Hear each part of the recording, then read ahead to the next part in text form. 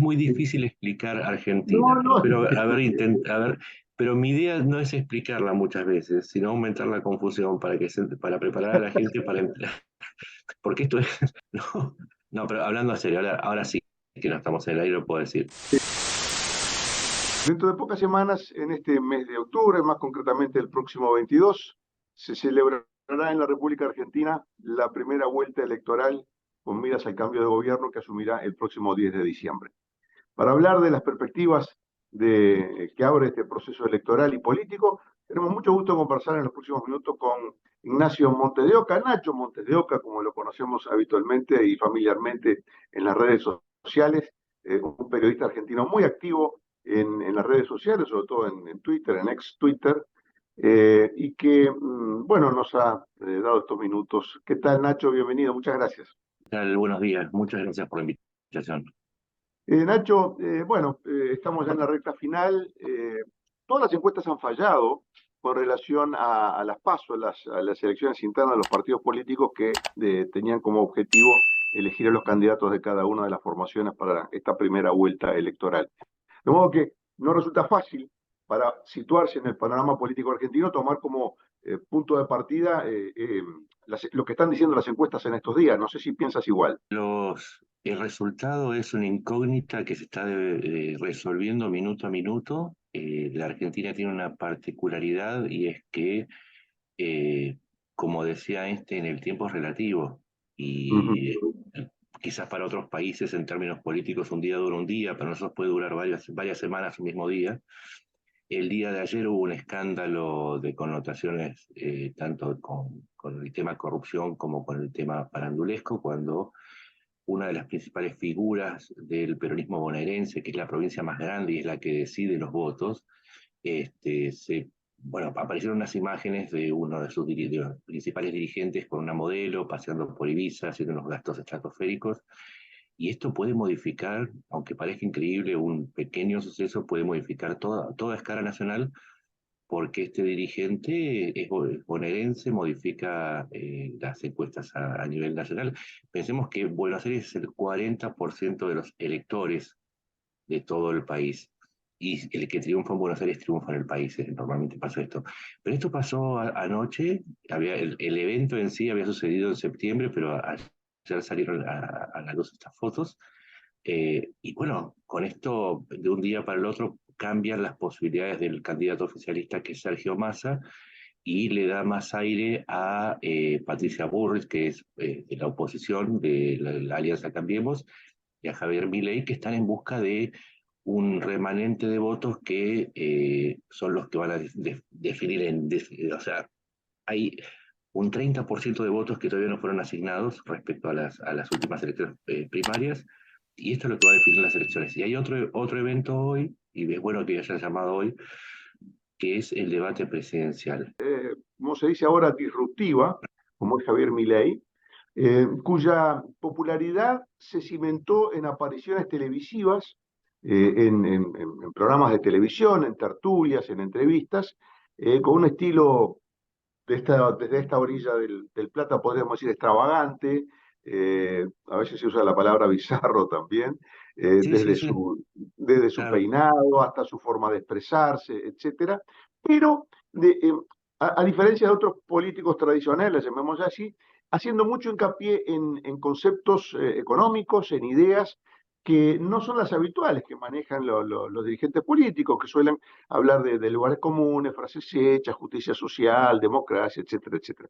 Aquí con Milei se abre un campo diferente, que es el campo de la libertad económica en un país sumamente atado por intereses corporativos y sindicales. ¿Cómo has analizado tú este proceso, Nacho? A ver, Allí aparece una figura. claramente Javier Milei es un invento de los medios, tuvo un efecto positivo y uno negativo.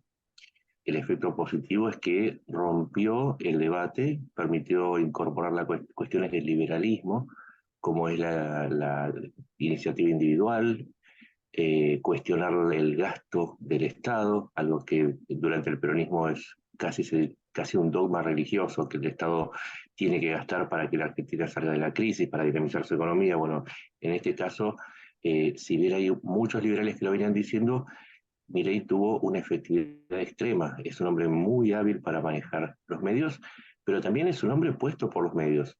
Brevemente, él empieza a aparecer en una señal que es el Canal América. El Canal América tenía uno de sus propietarios, que es Eduardo Bernequian. Eduardo Bernequian es el hombre que, además de algunas concesiones viales y algunos negocios de energía, tiene la concesión de la mayor parte de los aeropuertos, o por lo menos los más rendidores, y dentro del equipo de Ornequian, el economista en jefe era Milei. Empieza a aparecer en los medios y demuestra una capacidad increíble para, y acá viene el efecto pernicioso que tiene Javier Milei, para tirar frases con muchísimo afecto. O sea, es un hombre que sabe manejar los medios y sabe manejar las redes.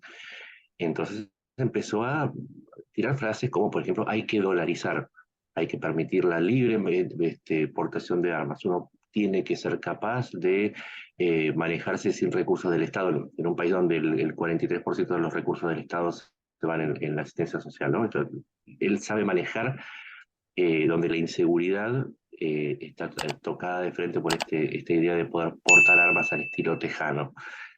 Pero ¿cuál es el efecto pernicioso? Que en realidad sus propuestas no son aplicables, pero tienen una muy buena llegada a los medios.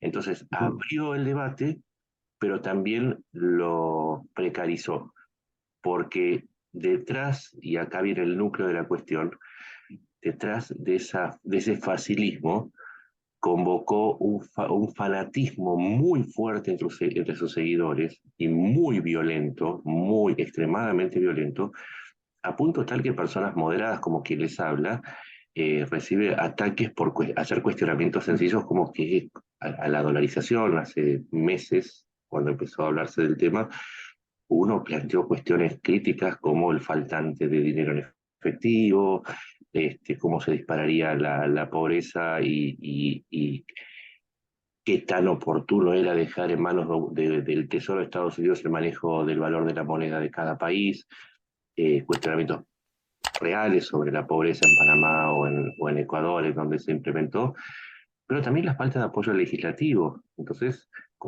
porque para poder implementar una dolarización hacen falta leyes. Mi ley no tiene más que tres legisladores. Ahí hubo mucha violencia en la respuesta a los cuestionamientos al líder, y eso es algo que es un efecto negativo de la llegada de mi ley.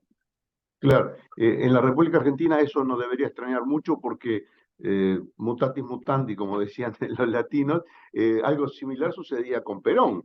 O sea, se podía, digamos, obviamente, el liderazgo de Perón tenía, y la personalidad de Perón tenía muchas facetas cuestionables, casi todas diría. Sin embargo, el fanatismo que generaba en sus seguidores hacía que cualquier cuestionamiento que se hiciera a la figura de Perón o al peronismo en general recibiera respuestas similares a la que tú estás recibiendo con relación a Milei. De modo que eso en Argentina más o menos estaríamos acostumbrados, ¿no, Nacho? Sí, es que el problema está en que el momento de Argentina es probablemente el peor en términos económicos, sociales y políticos, y además sumarle una cuota de fanatismo, plantea un problema, porque cuando hay un proceso electoral se ponen en juego dos cuestiones. Uno son los puestos, y eso es fácil de definir, ¿sí? Alguien gana, alguien pierde, y sucede en un día, es como de un tirón se define. Pero el otro problema es que se define la gobernabilidad. Y si uno plantea la gobernabilidad partiendo de un escenario de fanatismo y en minoría, porque cualquiera sea el resultado va a terminar en una minoría legislativa sin capacidad política para ejercer ese cargo, entonces puede ser que a causa de este fanatismo y el rechazo que está generando en mucha gente, logre ganar las elecciones, pero no logre ganar el poder como para la gobernabilidad. Y a la inversa, si perdiera, está creando una fuerza de oposición a cualquiera de los que gane, muy radicalizada y con la que es muy difícil lograr un acuerdo en épocas muy difíciles. Por eso es una apuesta que le puede traer votos, pero que puede terminar siendo muy negativa para la Argentina, por lo menos en el momento en que vive, es tremendamente dolorosa. Claro. Llama muchísimo la atención que la fuerza política que de alguna manera estaba llamada a sustituir al peronismo, al kirchnerismo, que era Macri, el macrismo, el Juntos por el Cambio, Cambiemos, como se llamaba antes, entró en un cono de sombra. Es decir, la figura de Macri quedó sepultada por una gestión que obviamente tuvo puntos negativos, como pudo haber tenido puntos positivos, y Macri no asumió el liderazgo, no asumió el desafío de ponerse al frente de su fuerza política. Y esto genera una situación muy, muy extraña, porque siendo él el líder natural, a una edad en la cual cualquier político, digamos, acepta el desafío de volver al poder, él dio un paso al costado, genera una situación de incertidumbre dentro de su propia fuerza política, abrió una elección interna que debilitó a su propia fuerza política y ahora queda casi compitiendo por un tercer lugar. Nos gustaría que tú nos dieras una visión personal de esto, porque realmente llama mucho la atención. Yo estaba convencido que Macri iba a ser el candidato, porque me parecía que tenía todas las credenciales para hacerlo. Él dio un paso al costado, abrió la lucha interna, se pelearon como locos y ahora están tratando de pegar los pedacitos de la cerámica que se rompió. Es que la explicación está hace 4 años, el gobierno de Macri se tuvo que ir con un voto muy negativo, empezó a irse con el voto de las primarias, las PASO, como le decimos aquí, y ahí empezó un enorme problema para Juntos por el Cambio que también hoy atraviesa la misma fuerza y atraviesa el mileísmo y también el peronismo. ¿Qué es la definición negativa? Algo que ustedes quizás no están tan acostumbrados. Ustedes saben que un frente amplista tiene una agenda, no sé, bueno, me imagino blanco, colorado. Es lo mismo, todos tienen su propia agenda, su propio programa político, pero porque saben dónde van. O sea, tienen un horizonte puesto y la gente va eligiendo de acuerdo a ese programa. La definición en Argentina se hace por la negativa, es decir, Juntos por el Cambio logró el triunfo en su oposición al kirchnerismo. El peronismo logra en el 2019 su triunfo en oposición al kirchnerismo. El mileísmo se hace fuerte en oposición al Estado. Entonces, cuando la definición se hace por oposición, aquello a lo que se opone cambia y entonces se queda sin razón de ser. El problema de Juntos por el Cambio es que cuando le ganó al kirchnerismo y gobernó, ya no tenía un enemigo enfrente, o por lo menos el enemigo era muy difuso o estaba cambiando, y entonces su propia definición estaba en crisis. Ahí empezó la lucha interna respecto a qué hacer, si el gradualismo, en las palomas, como le decimos nosotros, o los cambios rápidos, los halcones. Y en esa dinámica quedó atrapado Macri, porque Macri no era ni Paloma, o sea, en el discurso era halcón, pero en los hechos fue Paloma. Entonces quedó desdibujado y porque además necesitaba un recambio en la oposición. ¿Por qué? Porque la figura de Macri había estado muy desgastada y porque fue muy atacada por el peronismo que, hay que decirlo, es una fuerza dialéctica de enorme eficacia. Además, esto también es muy importante, a diferencia de ustedes, nosotros tenemos a los medios como un actor político muy agresivo, muy agresivo. O sea, la opinión política de las principales figuras hoy y siempre tuvo mucho peso. Se desgastó mucho desde los medios a Macri por una cuestión muy sencilla. Decidió recortar la pauta oficial y los medios de Argentina, que son están sobredimensionados, decidieron limar la figura de Macri. Y esa es la explicación de por qué Macri se tuvo que correr y dejar la carrera, dejar que se diriva entre las palomas, Horacio Rodríguez Larreta y los halcones. Patricia Bullrich. Ganó Bullrich y ahora que el kirchnerismo o el peronismo está en crisis, es más fácil entender por qué se oponen, se siguen oponiendo. Hay una definición más concreta. Pero Macri, digamos, Macri dejó la ropa puesta en el último gobierno y no se la pudo volver a poner porque además tenía contendientes internos de mucho peso que venían pidiendo espacio y una necesidad de renovación que hizo que él se tuviera que correr. Está clarísima la explicación y de alguna manera en tu razonamiento aparece otro elemento que es clave en la República Argentina y lo será seguramente en el futuro con impacto en el sistema democrático. Es decir, la preponderancia o la gran influencia en la sociedad de los medios de comunicación, de los sindicatos también, y la extrema debilidad de los partidos políticos como organizaciones intermedias entre la sociedad y el Estado. Ujú. De hecho, Milei no tiene un partido político, o sea, tiene una sigla, tiene un nombre, se ha registrado ante las autoridades electorales, pero no tiene un partido como desde el punto de vista de la ciencia política se entiende que es un partido, una suma de tradiciones, de programas, de historia propia, etcétera, etcétera. Eh, y tú lo señalabas antes, con 3 diputados electos hace relativamente poco tiempo, un par de años, eh, es muy difícil que si Milei gana la elección pueda gobernar con apoyo parlamentario si es que no, digamos, cambia abruptamente el escenario parlamentario argentino. ¿Cómo estás viendo este fenómeno, Nacho? A ver, nos olvidamos de un fenómeno también que es muy fuerte. Argentina tuvo una penetración de redes sociales muy alta, inclusive exagerada en relación a otros países de América Latina. El Uh -huh, argentino no solamente está más conectado, sino que pasa más tiempo conectado, inclusive mucho más que Uruguay, más que México, más que Brasil. Entonces, gran parte de la actividad política, cuando los medios se transformaron en partidarios políticos, trasladó a las redes. ¿Por qué? Porque la partidización, y ahora vamos a ir al Poder Legislativo, la partidización hizo que perdieran eficacia como medios de información, entonces también ocultaron noticias o magnificaron otras, ¿sí? Entonces la gente pasó a las redes y digo lo de las redes porque Milei también es un producto de las redes. No tiene estructura política, pero tiene un excelente manejo de redes, lo cual hace que este ágora política alternativa al Parlamento, por lo menos en etapa electoral, le alcance para competir. Ahora bien, hagamos números.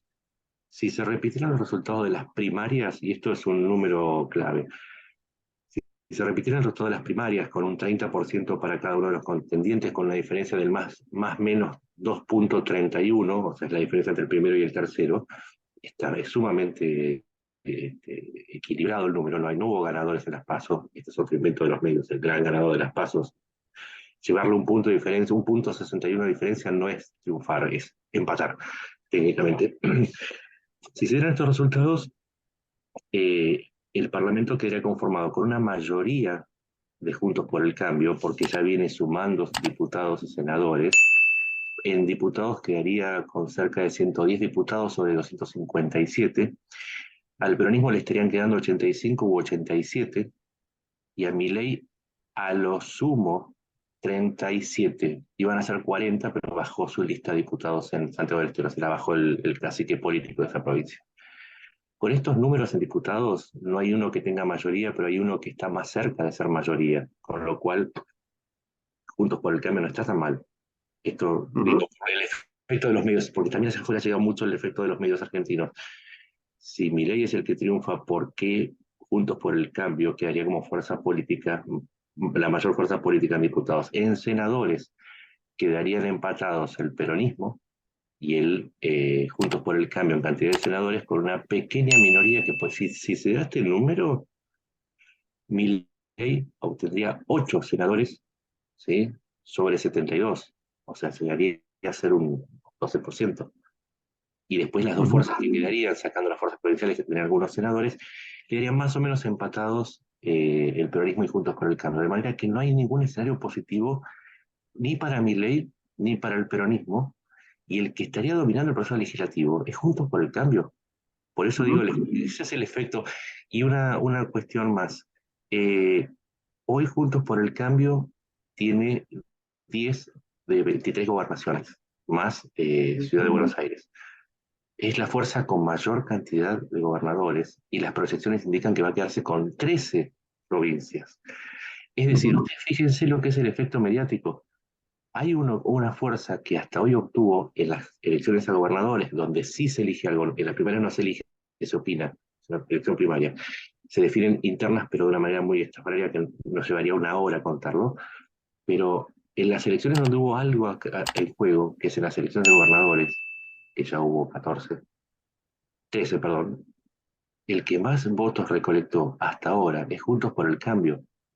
Por Uh eso -huh. digo, Claro. es un enorme misterio, y yo sé que una cosa se ve desde afuera, pero desde adentro los ganadores no son tan ganadores, los perdedores no son tan perdedores, y los buenos son malos y los malos son buenos.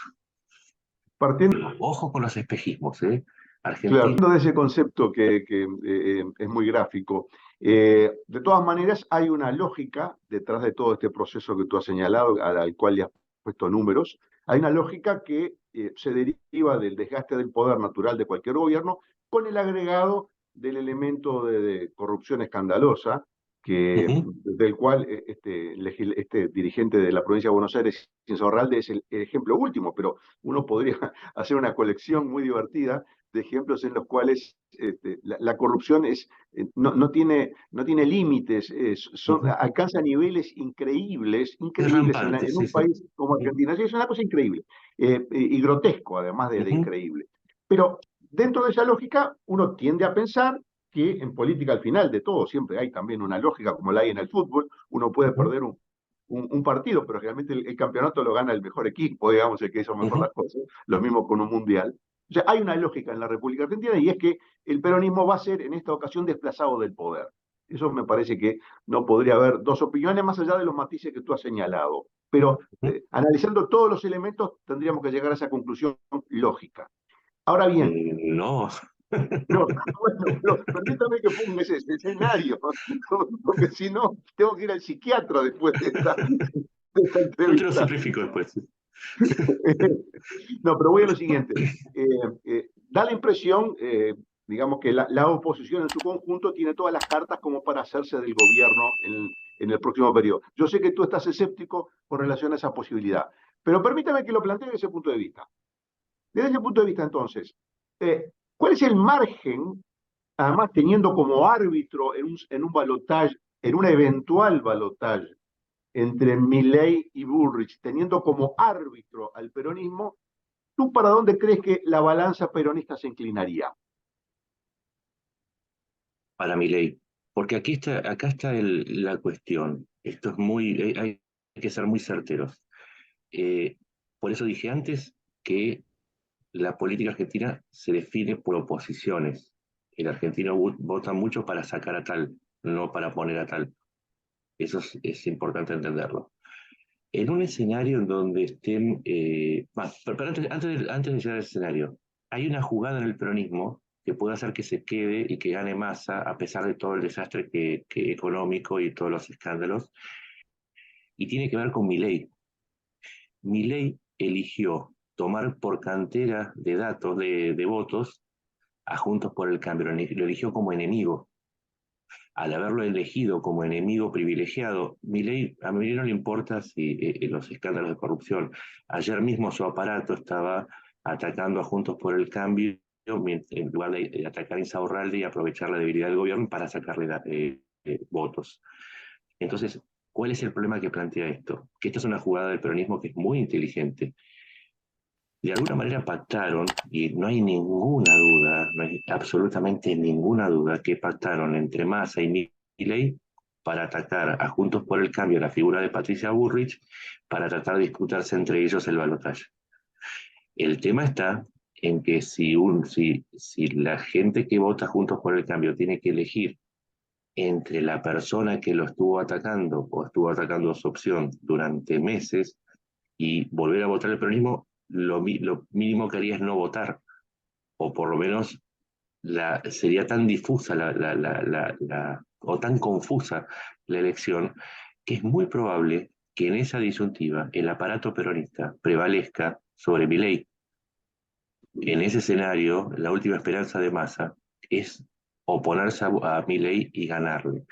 Ahora bien, en un escenario en donde se enfrenten Bullrich y Massa, pero Bullrich y Milei, hay una cuestión que es clave.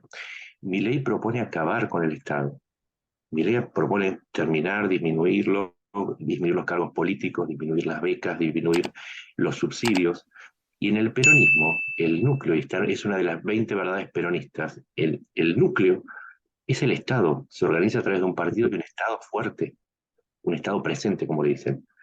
Entonces, si tiene que votar entre Bullrich y Milei, Bullrich tiene una mirada menos radicalizada que Milei respecto al Estado. Obviamente debería, por lógica, ir el voto a Bullrich, más que nada por la personalidad de Milei y por la posibilidad de haber desplazado al peronismo por un nuevo movimiento con un liderazgo carismático. O sea, si triunfa Milei, es muy posible que sea el final del peronismo, porque toda esa fuerza de ese liderazgo carismático sería recogido por Milei, toda esa mirada religiosa sobre la política. Entonces, sí, decía. Pero tú dijiste, cuando te planteé la disyuntiva, que puesto como árbitro, el peronismo se inclinaría por Milei.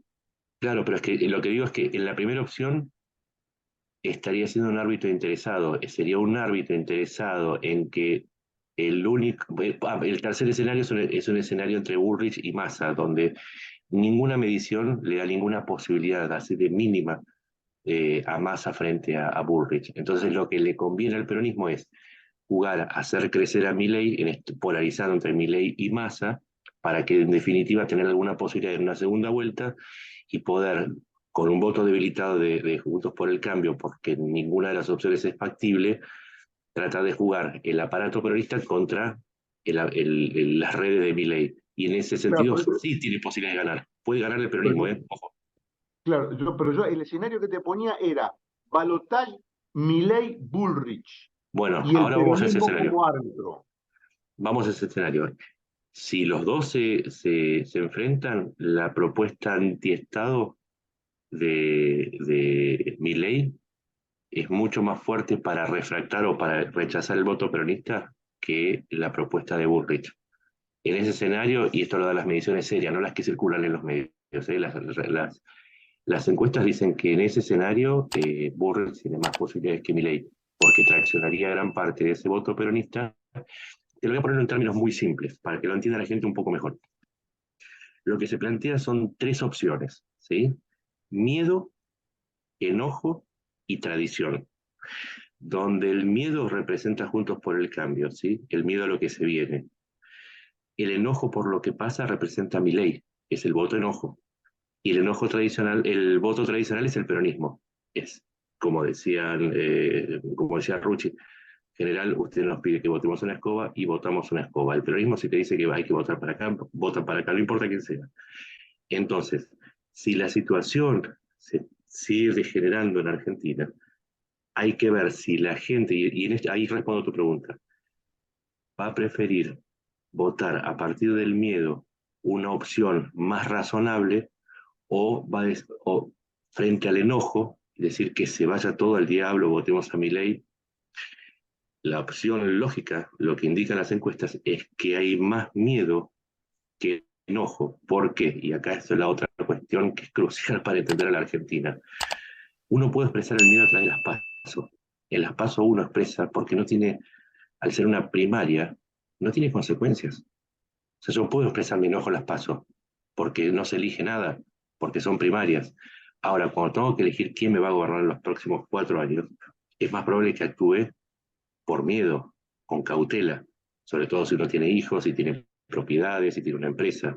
Uno no va a rifar, no lo va a rifar todo. Si la situación se sigue degenerando, ahí tiene más posibilidades. También, si mi ley logra canalizar parte del peronismo, esta tradición que dice no va a cambiar nada, no voy a actuar con miedo, prefiero que si la orden que me baja sea votar a mi ley, bueno, seguiré con la tradición.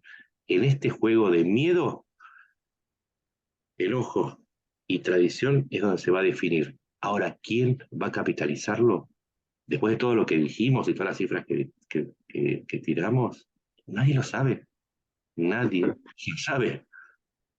Nacho, vamos a seguir tomando el pulso a esta situación que realmente es muy interesante para los que nos gusta la política, para los que queremos además en la República Argentina y siempre hemos estado siguiendo muy de cerca todo lo que pasa en la otra orilla.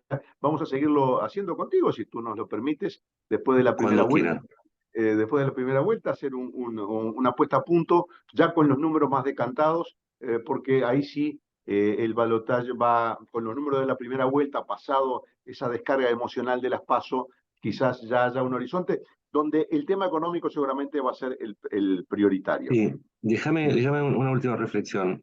Sí, En Argentina, para ganar en primera vuelta en estas, o más del 40%, del 45% de los votos, o una diferencia del 10%. Es muy difícil que alguien lo logre. Es muy mm, difícil. Pero hay que entender, como dije, todo es relativo en Argentina. mm, Todo puede suceder.